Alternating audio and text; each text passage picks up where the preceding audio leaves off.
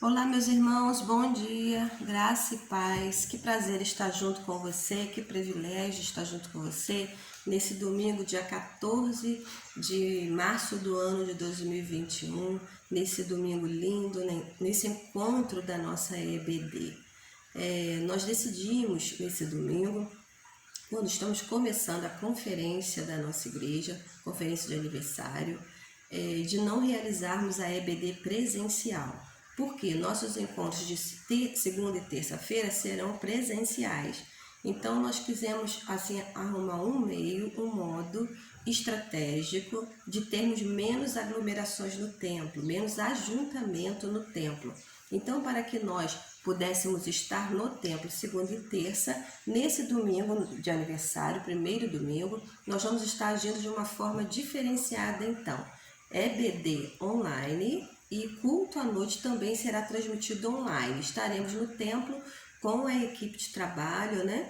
E algum irmão que comparecer, porém, nós vamos estar assim restritos nesse domingo para que segunda, dia 15, amanhã, e terça-feira, dia 16, nós tenhamos um belíssimo culto na igreja, porém, a nossa orientação é sempre a mesma. Você precisa vir de máscara, se possível, traga a sua própria água para que não haja muito movimento, né, no templo, e também evitarmos todo tipo de contato, né, irmãos, inclusive os toquinhos, né? Eu gosto de dar esse toquinho, mas eu entendo que é algo que a contaminação está passando do mesmo jeito no toque de mãos, né? E nós também precisamos estar atentos. Se você estiver apresentando algum sintoma de gripe, de resfriado, né? Não comparecer, porque em nome de Jesus é apenas uma gripe, é apenas um resfriado, mas a gente precisa tomar certos cuidados, né? Então, nessa EBD, dia 14, nós vamos estar falando sobre o amor que nós precisamos ter com o nosso próximo. E nós estamos entendendo, irmãos, que a propagação desse vírus da Covid-19, né, ele tem muito a ver com a falta de amor, com a falta de preocupação com o próximo e às vezes consigo mesmo. Então essa lição veio bem a calhar. Ela está de acordo com o nosso momento contemporâneo, com o nosso momento atual. Quando pessoas não se preocupam com o próximo e propagam a enfermidade, né? Esses dias eu estava vendo no jornal e fiquei bastante impressionada de um homem que foi preso, porque foi pego nas câmeras de segurança. Ele era Covid positivo, né? Covid-19 positivo, ele teve o resultado do seu exame. E o que ele fez? Ele saiu na rua, cuspindo na mão, né? E passando a sua mão nos carros, nas fechaduras dos carros, ali nas maçanetas do carro, para aquele dono, quando abrisse o seu carro, pudesse pegar a sua contaminação, fazendo isso intencional. E ele foi preso por esse motivo, né? Porque ele foi pego fazendo isso várias vezes. Irmãos, isso é estarrecedor. Pastor, eu jamais teria coragem de fazer o que esse homem faz. Sim, eu acredito nisso piamente. Porém, irmãos, nós entendemos que a propagação da doença está exatamente nisso. Porque as pessoas não estão dando ouvido às orientações das autoridades. Não pode andar sem máscara, higienize-se, né? Se possível, fique em casa, evite aglomerações, né? E a gente vê aí quantas e quantas aglomerações, né? Quantas e quantas festas onde as pessoas estão sem máscara, né? Então, irmãos, é preciso haver amor e preocupação com o próximo. Porque um jovem que vai a uma festa dessa, quando retorna para casa, ele está trazendo essa enfermidade para os seus parentes, para os seus pais, para os seus avós. Nós, quando vamos à loteria pagar uma conta de água, de luz que é necessário, que há muita gente ali, quando chegar em casa é necessário fazer a higienização, não entrar dentro de casa com o sapato contaminado, tirar toda aquela roupa, tomar um banho, pensando no bem da sua família. Então, irmãos, essa preocupação é necessária, é um recomeço. né? É um recomeço, é um novo normal que está trazendo para nossas vidas algumas medidas, às vezes cansativas, porém, irmãos, necessárias para esse tempo. Vamos orar? Pai, nós te louvamos por essa oportunidade de estarmos juntos nessa EBD, no estudo santo da Tua Palavra. Que o Senhor possa, Espírito Santo, tratar conosco nessa manhã, fazendo-nos enxergar a necessidade de amar e cuidar do nosso próximo. Nós queremos ter e ver a Tua presença conosco, Senhor, nessa manhã, através do Teu Santo Espírito.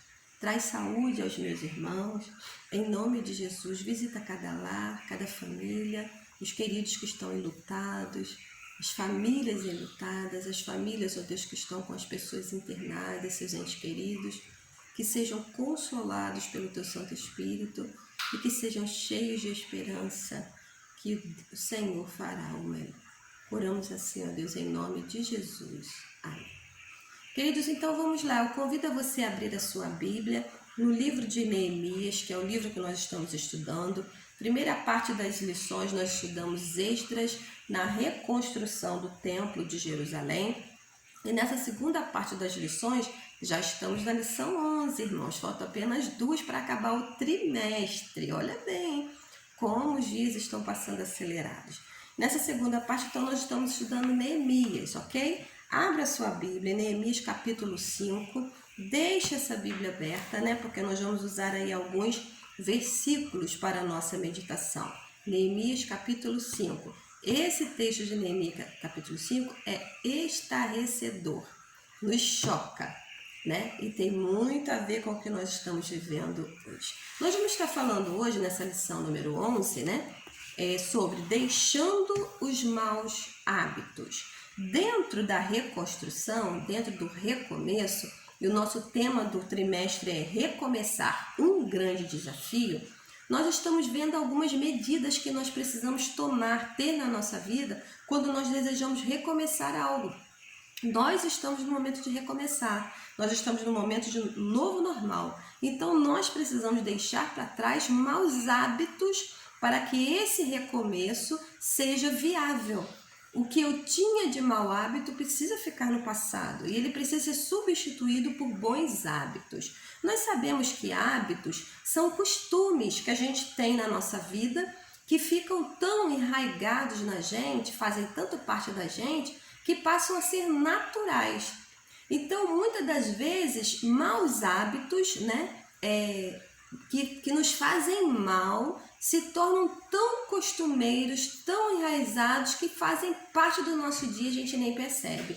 Nós precisamos parar e analisar: os hábitos e costumes que eu tenho são bons ou são ruins? Se eles são ruins, os meus costumes são ruins, eles precisam ser deixados para trás imediatamente, porque isso atrapalhar o meu recomeço. Se eu levo, irmãos, maus costumes comigo, a minha vida não vai recomeçar, ela vai continuar do jeito que ela está, né? Já diz o sábio aí, tudo vai ser igual se eu fizer, ou melhor, tudo vai ser igual se eu não fizer diferente. Se eu fizer diferente, as coisas se transformam. Se eu estou fazendo tudo igual, não tem como ser mudado. Eu posso citar como bom hábito, um bom hábito, né? Um exemplo, apenas um exemplo. Um bom hábito, um bom costume, aquela pessoa que dorme cedo e acorda cedo, né? Isso é um bom hábito. Ele faz parte da nossa vida. Você dormir 8 horas por noite, como os especialistas, a ciência afirma, te faz ter um melhor rendimento de memória, de saúde, mas não são 8 horas de sono, você começando a dormir 3 horas da manhã, acordando meio-dia, porque o sono da noite, o sono que Deus deu é que é o importante, que é o vital para a nossa memória, e a ciência comprova o criacionismo, aquilo que Deus fez, né? Então, amados, são 8 horas de sono, você dormindo cedo e acordando cedo. Dormindo 10, acordando 6, né? 11, acordando 7, dormindo nesse período, porque o sono desse primeiro momento ele é importantíssimo. E posso citar para vocês os maus hábitos que a gente carrega, irmãos. Tem pessoas que têm o costume de mentir. mas mente tanto, mas tanto, irmãos, que aquilo se torna tão costumeiro que a pessoa não compreende mais que aquilo é errado. As pessoas que fofocam, as pessoas que gostam de levar vantagem em tudo. Tem um ditado muito feio por aí, né? Os irmãos sabem, que diz que o costume do cachimbo coloca a boca torta, né? Então, às vezes, a pessoa fuma tanto tempo cachimbo que mesmo sem ele na boca, tá com a boca torta. É um costume que a pessoa tem, um hábito feio que a pessoa tem. Então, irmãos, hábitos ruins precisam ser deixados para trás, porque senão eles irão atrapalhar o nosso recomeço. Então, eles precisam ser detectados e eles precisam ser abandonados para que o recomeço seja viável. Quantos casamentos estão acabando aí porque o marido ou a esposa tem um mau hábito, né? Aí gera aquela confusão, aquele atrito. Aí resolvem, não, vamos dar uma chance para o nosso casamento. Dá essa chance, mas o mau hábito continua, né? O mau hábito continua. O casamento não vai à frente, irmãos. Só vai à frente se houver mudança de hábito. Então é sobre isso que nós vamos falar hoje. Recomeçar um grande desafio, entendendo que dentro desse grande desafio há impasses. E um desses impasses é você enfrentar os maus hábitos. É eu enfrentar os maus hábitos ao tal ponto que eu consiga detectá-los e abandoná-los, para que ele não atrapalhe o meu presente. Então vamos lá. Dentro desse contexto de Neemias, capítulo 5, nós estamos compreendendo que havia um mau hábito no povo e que esse mau hábito precisava ser deixado para trás, abandonado. Um deles, irmãos, abrangia todo o povo. Foram levados para o cativeiro babilônico, ficaram 70 anos no cativeiro babilônico porque tinham o mau hábito da rebeldia. Eram rebeldes contra Deus, eram desobedientes contra Deus. Tinham o mau hábito de ser Maria vai com as outras. Sabe o que é isso? Eles estavam próximos de algum povo, rapidamente, né, aceitava o conselho daquele povo, começava a se comportar como aquele povo e passava até a adorar os deuses daqueles povos. Então era um mau hábito de ser volúvel, de estar sempre ali se contaminando com os povos vizinhos, desobedecendo e entristecendo o coração de Deus. Um mau hábito que precisava ser deixado de lado.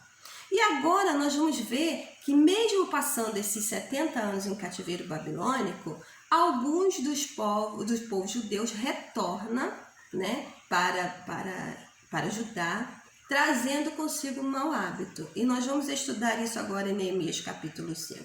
Tópico 1 da nossa lição diz o seguinte: o contexto, um grande e desesperado clamor. Um grande e desesperado clamor. Pense bem, Neemias está ali enfrentando uma situação complicada. Ele deixou lá o seu emprego, o seu cargo, a sua função na Babilônia, retorna, né, a Judá para a reconstrução dos muros. Tanto desafio, como nós estamos vendo sistematicamente no nosso estudo, que Neemias enfrentava. Era inimigo que se levantava, eram povos vizinhos que queriam atrapalhar a construção, reconstrução, era desânimo, era falta de coragem, tantos desafios que Neemias tinha que enfrentar, tantos inimigos que se levantavam para impedir a reconstrução do muro. Porém, dentro do contexto que nós vamos ler agora, Neemias ele é surpreendido com o clamor do povo, uma reclamação, uma queixa do povo, sinceramente, que deixa ele estarrecido. Neemias, tão preocupado com os inimigos que estavam fora do muro, descobre que ele tem um desafio a ser vencido dentro do muro. O problema detectado agora estava dentro do muro, irmãos. Não era do lado de fora, era do lado de dentro, um problema interno. E esse problema interno deixou Neemias estarrecido. E eu também, quando eu leio esse texto bíblico. Vamos ver o clamor do povo? Sua Bíblia estava aberta e eu quero ler com você o versículo 1, 2, 3 e 4 de Neemias 5, que diz o seguinte: por esse tempo, alguns homens e suas esposas fizeram um grande protesto contra, preste atenção, contra seus irmãos judeus. Versículo 2. Alguns deles diziam: nossas famílias são grandes, precisamos de mais alimento para sobreviver. Versículo 3. Outros diziam: hipotecamos nossos campos, nossas videiras e nossas casas para conseguir comida durante esse período de escassez. Versículo 4. Ainda outros diziam: tomamos dinheiro emprestado para pagar os impostos do rei sobre nossos campos e vinhedos. Versículo 5 eu vou ler. Somos da mesma família que os ricos e nossos filhos são iguais aos deles. Contudo, somos obrigados a vender nossos filhos como escravos, só para termos dinheiro suficiente para viver. Já vendemos algumas de nossas filhas e já não há nada que possamos fazer, pois nossos campos e vinhedos agora pertencem a outros. Queridos, o contexto, o que nós estamos lendo agora, é uma queixa de judeu contra judeu, povo contra povo. Aqueles que eram para estar unidos na reconstrução, agora se posicionam. De um lado, queridos, de um lado da queixa desses que se aproximaram de Neemias, estavam ali famílias judias, pais e mães, se queixando. Versículo 2. Que não possuíam terras, eles não tinham nada, estavam voltando do cativeiro babilônico ao léu. E que precisavam de comida, estavam passando fome, estavam lá em Neemias. Neemias, você está tão preocupado com os inimigos de fora, mas nós aqui dentro estamos passando fome, nós voltamos para ajudar e estamos ao léu. Também desse mesmo lado, tinha um segundo grupo, que eram as pessoas que tinham as suas terras, Eles voltaram para as próprias terras que eles tinham deixado antes de serem levados para o cativeiro. Porém, eles precisaram hipotecar as suas terras para conseguir comida, Precisavam colocar as suas terras à disposição dos nobres para poder conseguir trocar as suas terras por comida, E em terceiro lugar, tinha aqueles que pegavam empréstimos a juros, Empréstimo a juros, eram obrigados a fazer esse empréstimo para ter a alimentação. Queridos, mas esses grupos aqui estavam se queixando de um lado contra os próprios judeus que estavam no outro lado. Ou seja, quem estava oprimindo esse grupo eram os irmãos judeus. Os nobres, os mais abastecidos, aqueles que tinham propriedade, que tinham riquezas, que tinham comida, estavam oprimindo os mais pobres, para arrancar o que eles tinham. Então, irmãos, emprestava dinheiro a juros, tomavam a terra dessas pessoas e, como nós lemos no versículo 5, até os filhos. Ah, não, você não tem dinheiro para me pagar o que você pegou emprestado para comprar comida? Me dê o seu filho, me dê a sua filha como escravo. Eles vão me servir como servo para você pagar aquilo que você me deve. Porém, irmãos, esse é um ciclo muito triste e muito vicioso, porque não é resolvido o problema. A pessoa pegava o dinheiro, emprestado, hipotecava a sua terra, só que aquele dinheiro acabava, E ele ia precisar de comida de novo, irmãos, ia precisar de comida de novo. Então, o que acontecia? Passaria pelo mesmo problema. E eles se queixam, com Neemias, que os aproveitadores, aqueles que tinham e queriam mais, quanto mais tem, mais quer, queriam arrancar dos pobres tudo aquilo que eles tinham, Inclusive a sua dignidade. Preste atenção, irmãos, era o mesmo povo que estava voltando, que estava lutando, que estava querendo uma vida melhor para si, a reconstrução. Os muros significavam proteção dos inimigos. Os inimigos não chegariam, mas havia inimigos dentro do povo. Havia opressores dentro do povo. Havia aproveitadores dentro do povo, que não estavam levando em consideração que todos eram do mesmo sangue, que todos estavam lutando por um bem comum, queriam arrancar, tudo aquilo que possuía. E essa história, ela não é nova para o povo de Israel, não é. né? Nós sabemos lá atrás houve o cativeiro egípcio. Nós precisamos entender isso. São dois tipos de cativeiro que o povo de judeu enfrentou. O egípcio foram levados para o Egito e lá ficaram 400 anos. Saíram de lá com Moisés, né? E o cativeiro babilônico foram levados para a Babilônia e lá permaneceram 70 anos. Os dois cativeiros pelo mesmo motivo. Só que nesse cativeiro egípcio, né? Quando saiu de lá, saiu as 12 tribos de Israel, que levavam os nomes dos filhos de Jacó, né? Que era Efraim, Judá, Manassés e tantos outros, 12 tribos, né? Foram levadas para Canaã, formando as suas tribos. O que aconteceu? Começou a haver esse impasse também, essa briga também. E é nessa briga aí, irmãos, que essas 12 tribos, que eram 12 tribos de Deus, foram rachadas.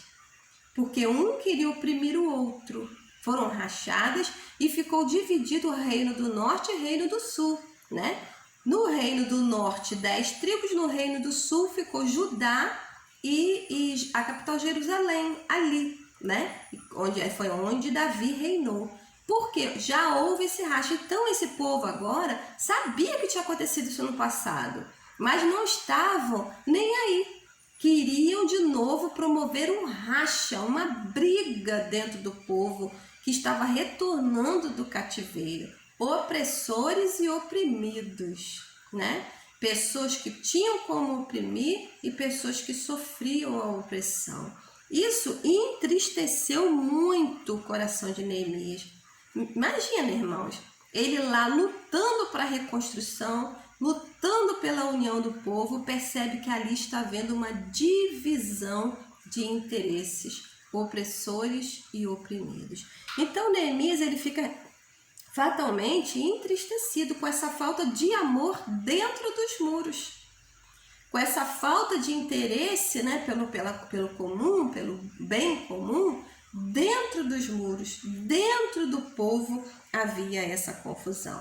Tópico 2 aí da nossa lição diz o seguinte: ganância e apego excessivo ao dinheiro era um mau costume que deveria ser abatido naquele momento. Era o que Neemias estava enfrentando naquele momento como mau costume.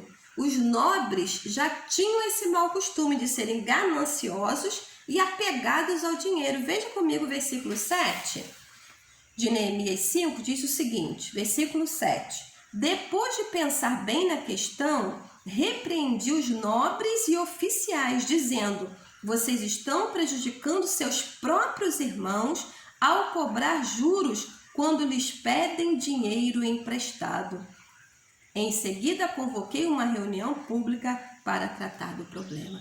Queridos, Neemias, ele se encontra então, depois dessas reclamações dos oprimidos, com os nobres e oficiais. Ele indignado, como diz o versículo 6, ele ficou indignado, enfurecido com essa situação.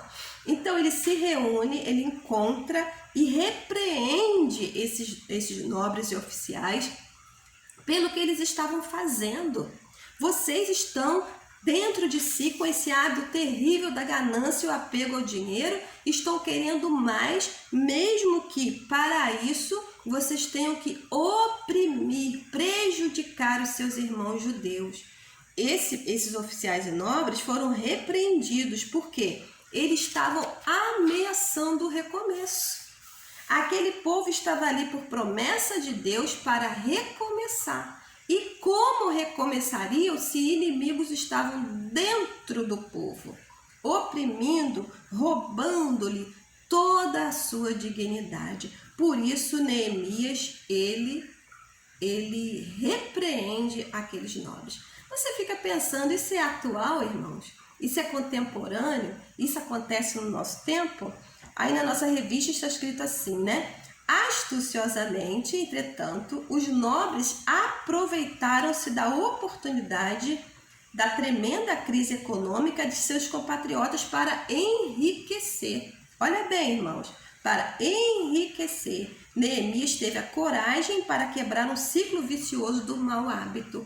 Mau hábito de pessoas que não estão nem aí para o próximo. O seu apego é ao dinheiro. Isso é atual, irmão, isso é atual. Nós estamos no meio de uma crise. Nós estamos no meio de uma pandemia. Irmãos, estarrecedora no Brasil e no mundo. E o que a gente vê são os nobres e oficiais, ao invés de lutarem pelo povo para nos mantermos vivos, estão brigando briga partidária. Estão aí brigando quando montam um hospital de campanha, levam milhões, irmãos. No nosso estado, houve até a queda do governador, porque ao invés de estar lutando pelo seu povo, para a saúde, para o livramento do seu povo, enriquecendo com hospitais de campanha fantasma. Coloca-se uma tenda vazia e ali disse que tem milhões, irmãos. Que falta de amor. É brasileiro contra brasileiro. Nós todos deveríamos estar engajados juntos para lutar pela saúde, pela vida. Mas alguns nobres, oficiais, aproveitando para enriquecer diante de uma desgraça dessa, de uma situação dessa. Então esse assunto é muito contemporâneo e muito atual. Nada muito diferente dos nossos dias. A ganância financeira tem criado no mundo um sistema econômico truculento e desesperadamente injusto. Sim, isso aqui é verdade. Hoje nós vemos que as pessoas têm apego ao dinheiro, ganância ao dinheiro, que o quer até acima dos seus irmãos, até acima do seu próximo, não está nem aí. Eu quero é para mim, Quero ser esperto, quero ser ganancioso, quero passar a perna desde que o dinheiro seja meu. Que coisa triste, queridos? Falta de amor. Falta de amor. Terceiro e último tópico, nós já estamos terminando, queridos, essa lição dessa manhã. Diz aí, Neemias e o confronto das injustiças. Neemias e o confronto. Havia necessidade de haver um confronto. Vamos ver versículos 6, 7, 8. A gente já até leu o 6 e o 7, Então eu vou ler o 8 com vocês. Na reunião, eu lhes disse: temos feito todo o possível para resgatar nossos irmãos judeus que se venderam a estrangeiros, mas agora vocês os vendem de volta à escravidão. Quantas vezes precisaremos resgatá-los? E eles não tinham nada a dizer em sua defesa. Nós vimos nos versículos 6 e 7 que após as reclamações dos oprimidos, Neemias se indignou. No versículo 7, ele repreende os nobres e oficiais e propõe uma reunião.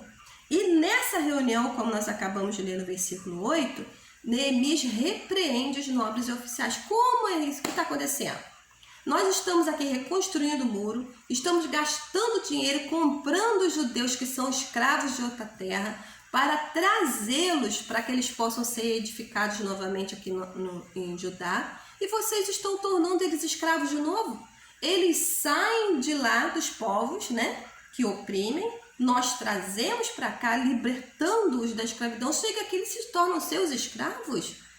Porque vocês estão gananciosos, porque vocês têm esse mau hábito da ganância, de estar oprimindo o próximo. Neemias, então, confrontou os maus hábitos, irmãos, para que o povo pudesse voltar a serem livres. É doloroso enfrentarmos o da nossa própria casa, é muito doloroso, muito.